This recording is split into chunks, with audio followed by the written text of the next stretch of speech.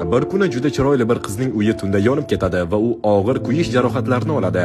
Bu haqda eshitgan eri ishidan iloji boricha tezroq uyga qaytadi, lekin yo'lda avtohalokatga uchrab ko'r bo'lib qoladi. Bu hodisa hammani larzaga soladi, lekin xotinni yanada yaqinlashtiradi. Ular oldingidek mehr-muhabbatda yashashda davom etishadi. Qizning yuzi kuchli kuyishlardan tanib bo'lmas darajada o'zgargandi.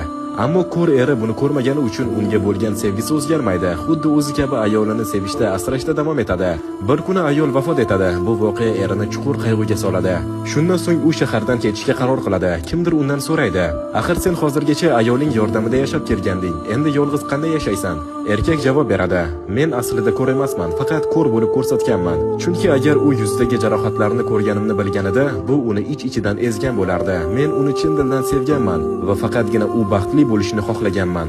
Xulosa, ideal odamlar yo'q. Shuning uchun ba'zida biz yaqinlarimizning kamchiliklarini ko'rmaslikka olishimiz kerak. Aynan shundagina baxt saqlanib qoladi.